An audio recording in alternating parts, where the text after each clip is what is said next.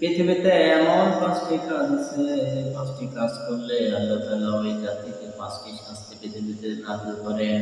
এমন ৫টি কাজ সম্পর্কে আজকে আমরা জানব।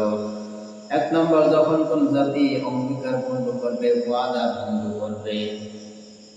যখন কোন জাতি মানুষের সাথে অঙ্গীকার করতে হবে, ওয়াদা করবে, কথা দিবে, এরপরে ওই ওয়াদা খেলাফ করবে, রাখবে না, তখন আল্লাহ তাআলা ওই জাতির ঘাড়ের উপরে তাদের শত্রু চাপিয়ে দিবেন। আমার মনে হয় বাংলাদেশে এখন মানুষ ওয়াদা খেলাফ বেশি করছে, এজন্য আল্লাহ তাআলা আমাদের ঘাড়ের উপরে শত্রু চাপিয়ে দিয়েছিলেন, যদিও আমরা সেটা প্রোটেক্ট করে স্বাধীনতা পেয়েছি। আমরা অনেক সময় ওয়াদা করি, বিশেষ করে নির্বাচনের সময় যারা ওয়াদা করে যে আমি নির্বাচনে জেতার পর এই করব, ওই করব, নির্বাচনে জেতার পর খোঁজ পাওয়া যায়। এটা ১ নম্বরের ওয়াদা ভঙ্গকারী। ২ নম্বর, যখন আল্লাহর হুকুম বাদ দিয়ে অন্য কিছু দিয়ে পৃথিবীতে বিচার হবে। আজ পৃথিবীতে আল্লাহর কোরআন বাদ দিয়ে মন মতো সংবিধান তৈরি করে বিচার হয়। এই কাজটা যখন পৃথিবীতে হবে, তখন কোন শাস্তি আল্লাহ দিবেন?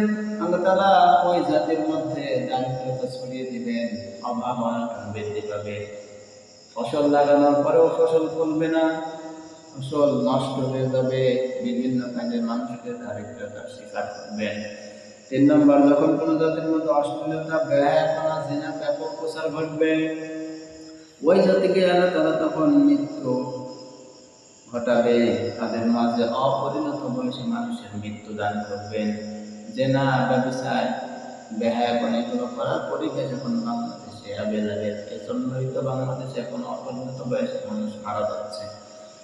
৪ নম্বর, যখন কোনো জাতি ওজনে কম বেশি করবে, মাপে কম বেশি করবে, নেওয়ার সময় বেশি নেবে, দেওয়ার সময় কম দেবে, এরকম মানুষ বাংলাদেশে এখন ভরি ভরি।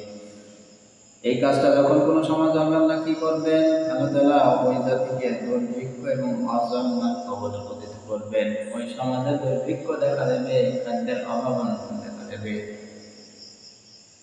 ৫ নম্বর, যখন তারা যাকাত দেওয়া বন্ধ করবে, এই ৫ নম্বর যে শাস্তিটা, ৫ নম্বর যে লোকটা তারা যাকাত দেওয়া যখন বন্ধ করবে কোন জাতি, আল্লাহ তাআলা ওই জাতিকে অনাবৃষ্টির কবলে পতিত করবেন। বৃষ্টি হবে না।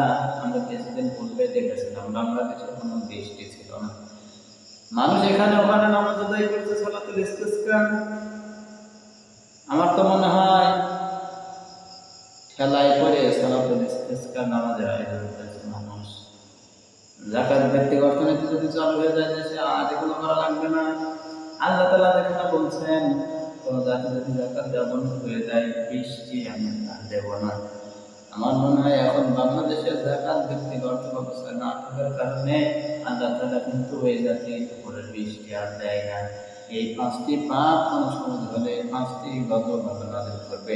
আমার মনে হয় এখন প্রত্যেকটাই বাংলাদেশে ঘটে গেছে।